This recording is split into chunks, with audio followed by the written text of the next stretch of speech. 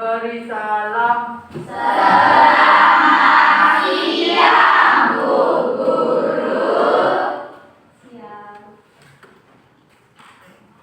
Sebelum kita mulai, saya dulu ya.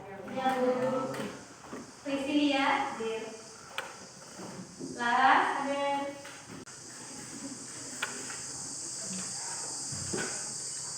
Ingat ya, materi kita hari ini tentang pelajaran ekonomi. Pembahasan kita apa? Bisa dilihat?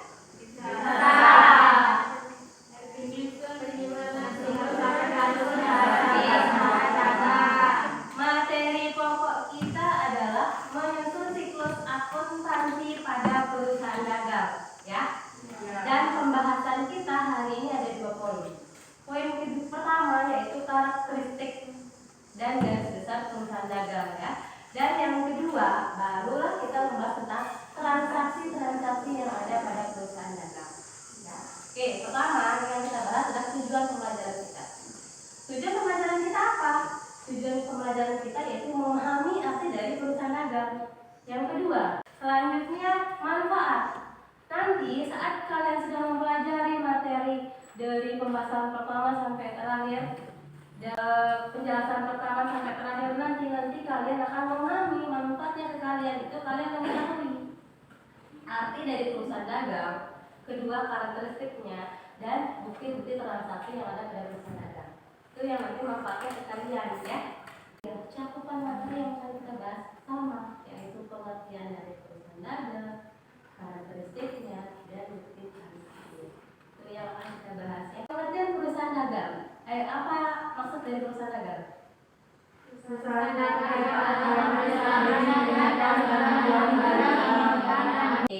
Jadi perusahaan dagang itu adalah perusahaan yang membeli, menyimpan, dan menjual kembali barang tersebut tanpa merubah atau menambah nilai dari produk tersebut. Jadi contohnya gini ya, dia tidak memproduksi, tidak membuat dari campur tepung ini masukin ini, enggak. Dia nih misalnya beli yang sudah jadi, kemudian dia jual kembali di rumah atau tempat dia berusaha, gitu ya, tanpa merubah. Itu maksudnya dari perusahaan dagang. Oke, sampai paham? Paham. Karakteristik atau ciri. Jadi pertama tadi sudah menjual, menyimpan, kemudian menjualnya kembali. Itu adalah karakteristiknya pertama.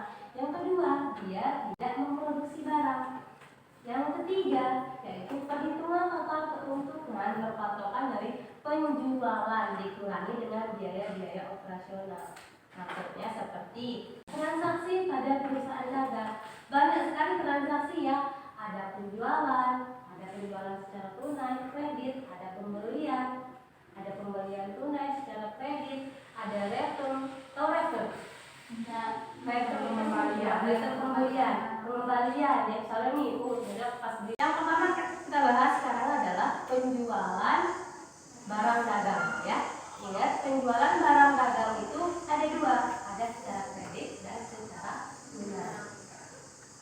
Kalau penyusunan jurnal umumnya secara tunai bisa kalian lihat, pencatatannya yaitu di debitnya itu kas digantikan menjadi piutang, ya. Baru nanti penjualan di bawahnya di kredit. Piutang bertambah, pendapatan bertambah. Itu secara kredit, ya.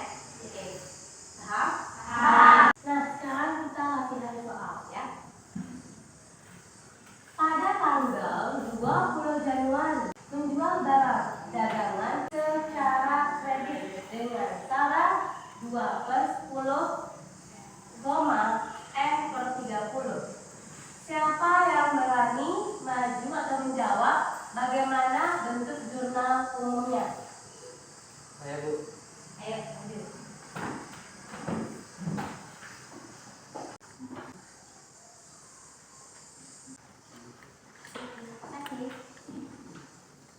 Jurnal umum dari penjualan perusahaan Amazon secara kredit.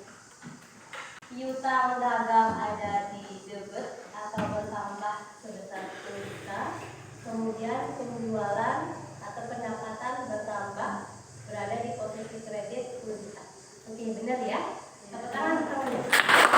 Oke, kesimpulannya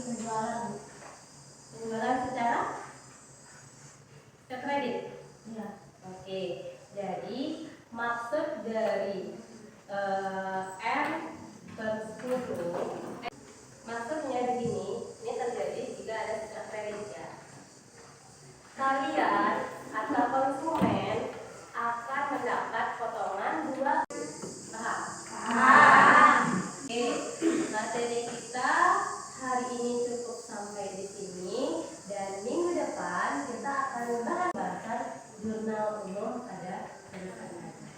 Oke? Silakan akhiri pelajaran kita hari ini.